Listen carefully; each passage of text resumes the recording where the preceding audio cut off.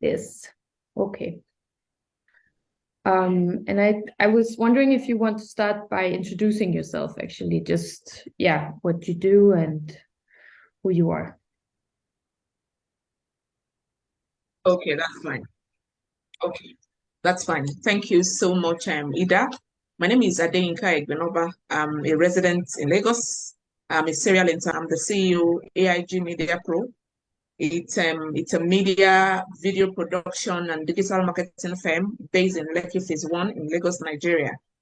And I'm also a real estate developer. I'm a founding director of SciTech Partnership Nigeria Limited. We are developers of the Ideal Garden schemes, and I'm a journalist as well. I freelance. So basically, I do media and property. Okay. And I'm very passionate about my country, and I'm passionate about politics. I'm hoping to join politics soon anyway. Okay, cool. And so the first question I was curious about is just from your perspective, how have you experienced the last 4 years in Nigeria? Okay, so I'm not going to give a holistic answer because as you know, Lagos is into Nigeria is into 6 geopolitical zones, and there are different factors affecting different political zones. In as much as I am from the south, I'm in Lagos. I can't undermine the fact that some parts of the country are not safe, especially the northern part of the country. We are dealing with a lot of insecurity. But as a whole, holistically, the past 4 years in the country has been intense. And I can say categorically that the past 4 years was like a waiting period for an average Nigerian, a waiting period for this present um, ruling class, for this present administration to at least hand over. And we've been hopeful because the truth is the past 4 years has not been easy in terms of insecurity, in terms of inflation, in terms of corruption. Like I said, that Nigeria has 6 geopolitical zones, and there are different things plaguing different political zones. However, there is one global thing in the country that we are dealing with, which is corruption and absence of consequence. What do I mean by absence of consequences? I believe that there are no country in the world that does not go through corruption. Even in the West, the US, the UK, there's a level of corruption.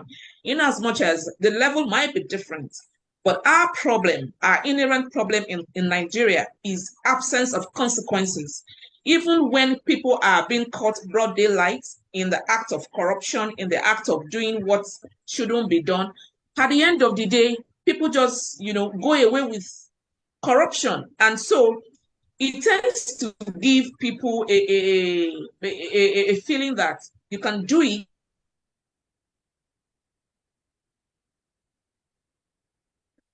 I think we lost connection.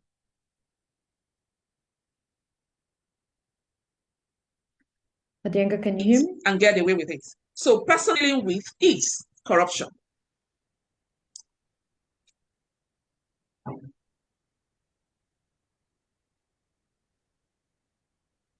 And you are here, right? Yes. Good. We had a small fallout, so but we got the important part. And so in terms of your, everyday life and your experience as a citizen in Nigeria, can you point out to some aspects of your everyday life that has changed in the past 4 years, who has gotten better or worse, stayed the same? How did... Okay, again, I'm going to break it down to my state. I'm from Lagos. I've been in Lagos all my life. And one common problem a Lagosian will tell you, they're not going to tell you electricity, they won't tell you water, they won't tell you insecurity. Our problem is traffic management. An average Lagosian cannot tell you, okay, I'm waking up by 5 and I'm going to get to work by 6, or I'm waking up by 7 and I get to work by 8. So for me, or now I'm speaking on behalf of 20 million Lagosians. If you want to meet up an 8 a.m. appointment in any aspect, in any area in Lagos, you have to leave your house as early as 4:30 a.m. Okay. so that you can beat traffic. So in as much as the government has tried, but it's not enough. And there are ways, there are things, there are bodies that can actually make movement free flow. And if you look at what is causing the traffic, what is causing the gridlock, it's just because of lack of maintenance of our roads. Fine, we don't have much roads. There are rooms for having alternative routes to several aspects of the state or even in the country. But even if development has not gotten to that stage of having diversions, having different alternative routes, the roads that we have, there are potholes, there are bad roads. If the roads is adequately maintained, there will be free flow of movement. That's number one. Number two, there's another major issue in Lagos that our government is not looking at, which we know them as touts. People just stay on the road and try to extort money from public and commercial vehicles, causing gridlocks. The roads are not wide enough. The roads are not motorable enough. We are all squeezing to pass. And some unscrupulous elements are still standing on the road trying to extort money, further causing a lot of gridlock. So that has really affected our everyday life. Even though the matter I've touched on now is not the same. I've been to Abuja recently and I realized that anywhere you want to go within Abuja, that's the Federal Capital Territory of Nigeria, in 15, 20 minutes, you are there. The traffic is not as intense as Lagos. Same in other states, same in Port Harcourt, same in Ogun State, same in Rivers. But Lagos is where I'm based, and our inherent problem that has affected our day-to-day life is traffic. And if you can imagine and picture it in your head, there are 24 hours in a day. An average Lagosian spends up to like 8 hours in traffic. You are going, you spend 4 hours. You're coming back, you spend 4 hours. So you realize that you are not productive. Mm-hmm. Employees want to come to work. They are leaving too early. They are sleeping in their vehicles, sleeping in their car. They get to work, they are tired, they are fucked out. And when they close, they are even closing early. Once it's 3, 4, they are already anticipating the traffic, anticipating the stress. On their way going home in traffic, there are hoodlums, there are thieves trying to snatch their phone, trying to snatch their bag. So it's a whole lot. But however, we believe that with this current administration, they have done a lot, but it's not enough. And the continuity, you see, it doesn't have to stop. If you are doing road maintenance, it has to be on a daily basis. And again, when it's closer to raining season, when rain falls, is a whole lot of problem. The dams are full, the drainages are full. There has to be a continuous system in place that ensures that there are free flow of flooding and everything, so that there can be easy access, easy movement for citizens. Mm-hmm. I think that's a very important aspect you point out, because infrastructure is such a basic and critical role of the state to make sure to provide for its citizens that they can get around. So using this example, do you think that this in any way tells more about the role of the government in Nigeria in other aspects as well? Is this like a general thing in other areas of life, that the state is struggling with these basic jobs? Okay, to be honest with you, Ida, the truth is Lagos is highly populated. People troop into Lagos. So as a matter of fact, I would say that in every aspect of life, Lagosians are not having it easy because of our population. It doesn't mean that the government is not trying. The government is trying in their own little way. For example, I can tell you categorically that out of the 36 states in Nigeria, Lagos is still the safest. Yeah. You understand? So they are trying in that aspect. They are working with the police, several bodies to ensure that there is safety. Mm-hmm. But because of our population and because Lagos still don't have, the factual and accurate data of people coming in and people going out, it affects in their planning. a lot of influx of people in Lagos every day. So even if the government want to plan in the aspect of housing, in the aspect of security, or anything at all, there are no systems in place that captures that data. Mm-hmm. You know, some Western countries will tell you that so year we had 2,000 immigrants. So month we had 500 immigrants. So they can plan ahead. So that is what is still lacking in Lagos. And I can say this for so many other states as well. But I believe we'll get there. Okay. So, and maybe in the next 4 years, because you just had an election, but if we stop at the election period and just look at how these past weeks have been for you as a citizen, what was your experience of this election? Well, I must be honest, and now I'm going to talk now as a Nigerian. The past election, you know, prior to the election, like I said, that the past 4 years has been with a lot of hope for Nigerians. And I don't know if you are aware about the NSAS that happened in Nigeria, especially in Lagos, the Lekki shooting, the Lekki massacre. A lot of Nigerians, a lot of youths, I am an under 40 entrepreneur, a lot of youths were actually hopeful. They were looking forward to a new dispensation. They were looking forward to a better Nigeria. They were looking forward to a new Nigeria. But I must say, our hope were dashed, not by any party, but by INEC, Independent Electoral, Commission. Yeah. The reason is this. You know, I am from a belief that, for example, you told me that this interview was supposed to be for 1 p.m. today, and I was looking forward to the interview. I will be so disappointed if I come on here by 1 and you tell me, no, Adeyinka, we can't have it by 1, it has to be by 4. You've dashed my hope. I took you for your words. So what happened was this. INEC had given a guideline of how this election is going to go. And we were all looking forward to it. We built our hope around it. There has been a level of doubt. An average Nigerian is doubtful. An average Nigerian doesn't believe anything coming from the government because of the past antecedents. However, the problem we are facing is institutional reform that is lacking. So INEC came on board. The chairman, Professor Yakub Mahmoud, gave a guideline.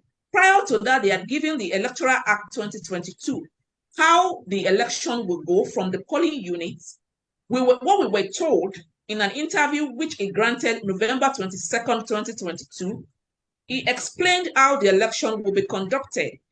From the polling units, they were going to introduce what we call BVAS, Bimodal Voters Accreditation System. And we were all, our spirit was uplifted. You go in there, they accredit you, they check if that is a polling unit, they do your snapshots, you do your accreditation, then you go on to, vote, and you wait till it's counted. And the instructions and the guidelines we were giving was that once that is done, the ballot papers will be counted, and right there and there, the result is going to be electronically transmitted into the INEC server. So apart from the fact that INEC didn't meet up to standard when it comes to logistics, a lot of polling units didn't get their electoral materials on time. I got to my polling unit at 10, and the electoral material didn't come until like 12. And we had a whole lot of electorates waiting. Now, what am I saying in essence? At the end of the day, when the election, the voting was done, the Bimodal Voters Accreditation System, which is the BVAS, which was the main key of why Lagosians were hopeful that there will not be rigging, there will not be electoral malpractices, we realized that the BVAS malfunctioned. We realized that a lot of the INEC staff were not willing to upload those results. So that was a level of disappointment to us. They said there were glitchy, system glitches, fine. But to our greatest surprise, we realized that right from the polling unit, the results that was captured at the end of the day was not what was uploaded on the INEC server. That was number one disappointment. Another disappointment was at the National Coalition Center, when INEC chairman was, reading the results, the result was being read from a paper, which could have been falsified. So we were all hoping that it would be transmitted electronically. And I can tell you, Ida, that election is over a week now. And as we speak, not all the polling unit results have been uploaded into the INEC server. So I can say categorically, in my opinion, as a citizen, that this election lacked transparency. Okay. And during the coalitions, during the announcement at the National Coalition Center, even where there were errors in the addition, even where the numbers were not tallying, when party agent was calling the attention of INEC to that, they didn't respond. And I believe it's supposed to be a level of understanding and interaction. If I'm telling you 2 + 2 is 5, you should be able to correct me and say, no, Adeyinka, 2 + 2 is 4. But when you tell me and you insist that your own 2 + 2 is 5, if I want to doubt it, I should seek redress in court. It dashes our hope as youth, and it makes us lose the trust that we have in the system. And it's the so-called system that we have been, trying to correct. I said it at my initial submission, that our problem is lack of institutional reform, where institutions just feel they can't be talked to. Yeah. And that is why we are here. Okay. And how do you personally and your surroundings, your friends, and how would you say you interpretate this error by the INEC? Do you then interpret it as a false play, or do you think that it's incompetence, or do you think that how do you interact with this? Okay, personally, at all level is gross incompetence. Okay, yeah. Gross incompetence at all level. Elections are conducted in Nigeria every 4 years. So it means you have 4 years to conduct an election. There are 178,000 thereabout polling units. The logistics of moving the electoral materials to each polling unit was not even adequately provided. So to me, is gross incompetence. And if I have my way, I would suggest to the government that the entity called INEC should be revamped at all levels. That's my opinion. Okay. And I wanted to ask you also about your view on the candidates, and also your view on how this, because the third player came into the election this year, and it's the first time in ever in the democracy history of Nigeria where we have more competition now. And you described this disappointment, but moving on from the election, how do you feel about this larger competition? Okay, we've been used to, in as much as Nigeria is a democratic nation, we've been used to two-party system. But again, we know that change is imminent, change is constant. Some way, somehow along the line, change is going to come, and change came. However, change came at a point where Nigerians were fed up. Take, for example, I was at the Lekki toll gate on the day of the shooting, October 20th, 2020. I was there. I was there during the protest and everything. On that day of the shooting, I was there. The truth is this. A candidate has emerged. It was a competition. In any political dispensation, there must be a winner. In as much as a lot of people might not like the winner. But the truth is, for me as a citizen, and for all the citizens out there, I like to take people's strengths and work on it. That is the truth. A candidate has emerged. He is from the south. The vice is from the north. And in as much as a lot of people were disappointed, looking at his antecedents in Lagos, looking at his pedigree as per human capital development, there might be a change. Okay. However, there are things surrounding his candidacy. He's an elderly man, Nature calls. If you feel like sneezing now, either you are going to sneeze. If you feel like using the restroom, if you can't, you don't have that self-control, you're going to stand up and say you want to use the restroom. So the point is this: majority of Nigerians feel, let's move away from the norm of an elderly man, 70-year-old, 75-year-old. Let's go for the young. But to me, a candidate has emerged. Whatever we need to ensure that he leads this country aright, let us give him. It might not be everybody's candidate, but the truth is this: if Nigeria is good for one, it's good for all. Let us give him all the support. I personally believe that there's going to be a lot of change in the aspect of human capital development. There'll be a lot of change in the economy. However, I'm not confident enough that there will be a lot of change in the aspect of corruption and consequences. Okay. But as for the economy and human capital development, it might take us to where we want to be. And what do you mean by human capital development? Okay. Now, part of what has plagued us in this country is unemployment. Okay. The truth is, I believe, Nigerian youth constitute 60 to 70% of the population. Yeah. This candidate his pedigree is in the aspect of looking for talents, empowering them, and making sure they are useful. They are useful to some sector. He has that capability. Okay. And for any economy that has a huge capital development, that has a low rate of unemployment, you realize that the economy booms. So in that, I think that is his area of specialty, going by what he has done in Lagos. Yes, in Lagos, but I wanted to ask you here in the end of our interview how you, as a Nigerian, perceive this divide in the country, and how do you feel as someone from Lagos when looking at the political or the future of the country and these divisions? How do you think about that? I must be honest with you. Nigeria is like a time bomb now. The truth is, this country can snowball into civil war,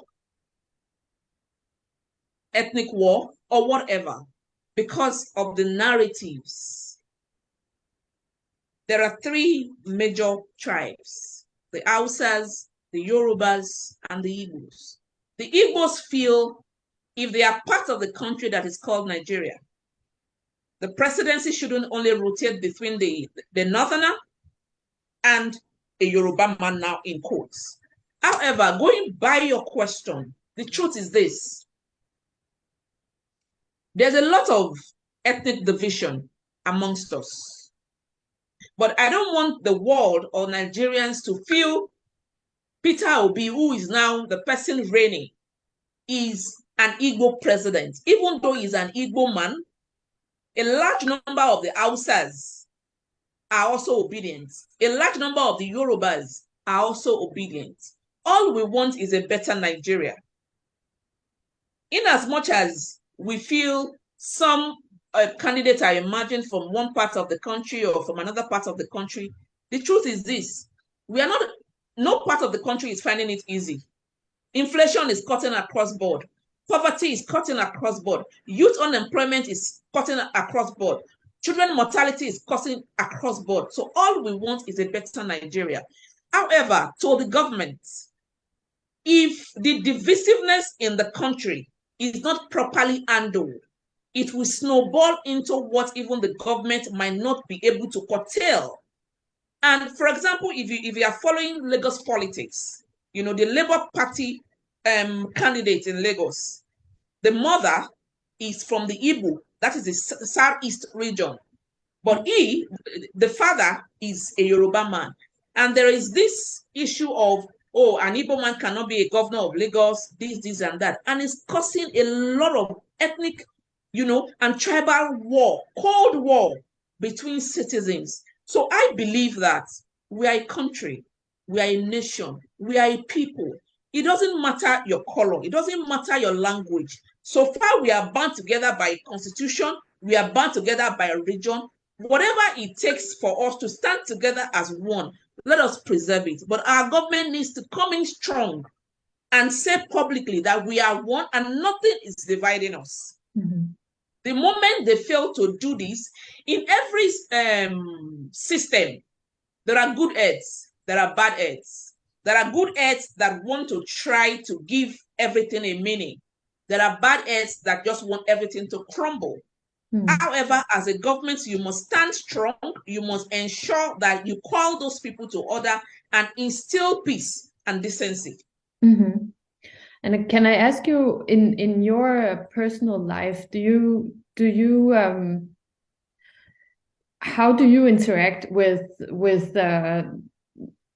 the other regions of your country? I know that, well, in Denmark is a tiny country compared to Nigeria. We are 5 million people, and I don't even speak a lot to the people in the other regions. It's that is just geography right there. But in order for Nigerians to feel a stronger sense of nation, I can only imagine that a bigger community is needed. So do you like how does this play out?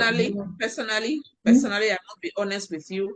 I really do not care about where you come from and what your origin is. I'm concerned about the content of your character and who you are as a person. We were all human beings before we started having our identity. So I'm concerned about how you are as a person, not about your color, not about your race, not about your region, not about your tribe. Anyone who has that human empathy, anyone who has the character, the quality that a normal human being should have, trust me, is my friend. It's so wrong in this day and age where we have intertribal marriage, interracial marriage, for anyone to want to discriminate. I don't think it is right. So for me, it shouldn't be about where you are from. You know, just like I said that I'm an entrepreneur, and like this morning I had a series of interviews. I don't ask you about your state, about your region, about your country. I want to look at your CV and see your competence. I want to see what you are bringing to the table. So it has to be what you have to offer as a citizen, not being judged by your race, by your region, by your state. No, it has to be by the content of your character. I get that. But I mean, your profession is very much keeping in touch with a lot of people, and you conduct these courses and you are a leader. So in your practical life, do you have a lot of interactions with, let's say, people who live in the northern country or people who live in southeastern? Do you have these daily interactions? I do. Just today, I had an interview with an architect that is from Adamawa State. Yeah. He's an Hausa man. I do, and I relate with them freely. Yeah. You see, in Lagos here, that interrelationship is not as bad as other aspects. Lagosians are accommodating. So having to interact with, I have a neighbor. We've been neighbors now for like 10 years, and we are very close. And they are from the southeast. You understand? So to me, it's not an issue. In as much as I interact with the Hausas, I have a lot of site workers that are Hausas. We interact very well. I have an accommodation for them. I give them food when there is need be. I have staff that are Igbo. I have staff that are Yoruba. We are all one people. Yeah. So you have hope. Yes. Yeah. Okay. Thank you so much, Adeyinka. I don't have any further questions, but I think it was a really good interview, and I'm very happy that we get this perspective in the audience as well. It's very much needed to these events. Yeah. So if you have anything, I think I will just make the video, and if you wish, I can send it to you. No problem. I don't mind. Okay. Yeah. Good. Thank you. And have a good day then. My pleasure. You too. Yeah. Which country are you? Danish. Danish. That's fine. Yeah. That's fine. My pleasure. Okay. Bye. Bye.